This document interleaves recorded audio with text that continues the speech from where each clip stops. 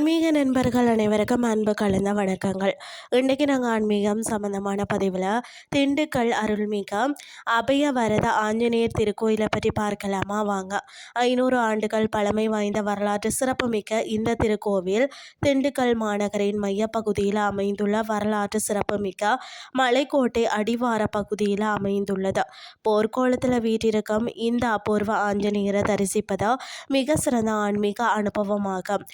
வரலாற்று சிறப்புமிக்க திண்டுக்கல் மலைக்கோட்டைக்கு செல்லக்கூடிய வழியில் அடிவார பகுதியில் தான் இந்த கோவில் அமைந்திருக்கிறது. பேருந்து நிலையத்தில் இருந்து திண்டுக்கல் மத்திய பேருந்து நிலையத்தில் இருந்தும் சுமார் 2 கிலோமீட்டர் தொலைவில் அமைந்துள்ளது. அதாவது பார்த்திங்கன்னா, இந்த கோவிலின் அபூர்வ சிறப்புகளை பொறுத்த வரைக்கும் போர்க்கோள தரிசனமா கால்களில் பார்த்திங்கன்னா பாதரட்சை அணிந்து, அதாவது செருப்பு அணிந்து, இடுப்பில் கத்தியுடன் போருக்கு புறப்படும் கம்பீர தோற்றத்தில் தான் அருள் பாலிக்கிறாராம். அடுத்தது மார்பில் சிவலிங்கம். ராமாவதாரத்தில் ஸ்ரீராமருக்கு சேவை செய்ய சிவபெருமானே ஆஞ்சநேயராக அவதரித்தாராம் என்பதை உணர்த்தக்கூடிய வகையில் தான் சுவாமியின் நெஞ்சில் சிவலிங்கம் செதுக்கப்பட்டுள்ளதாம். வியாழக்கிழமை வழிபாடு.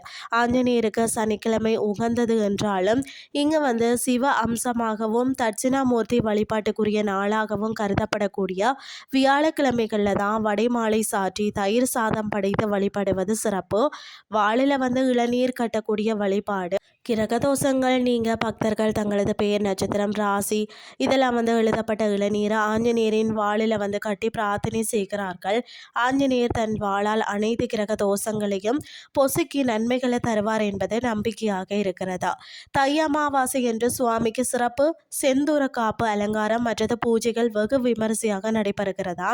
முற்காலத்தில் இந்த பகுதியை ஆண்ட, அதாவது சிற்றரசர் ஒருவரின் கனவுல தோன்றிய ஆஞ்சநேயர் சுட்டிக்காட்டிய இடம்தான் இந்த மலைக்கோட்டை பகுதியாகுமா. மன்னரின் பக்தியால் உருவான இந்த கோவில் இன்றளவும் பக்தர்களின் வேண்டுதல்களை நிறைவேற்றும் சக்தி வாய்ந்த தலமாக விளங்குகிறது. மன வலிமையும் தைரியமும் தோஷ நிவர்த்தியும் பெற திண்டுக்கல் அபயவரத ஆஞ்சநேயரை தரிசித்து அருள் பெறுவோம்னு சொல்லி கூறிக்கொண்டு இன்றைய ஆன்மீகம் சார்ந்த பதிவை நிறைவு செய்து கொள்கிறேன். இதே மாதிரி மற்றும் ஒரு ஆன்மீகம் சார்ந்த பதிவோடு உங்களை சந்திக்கிறேன். நன்றி.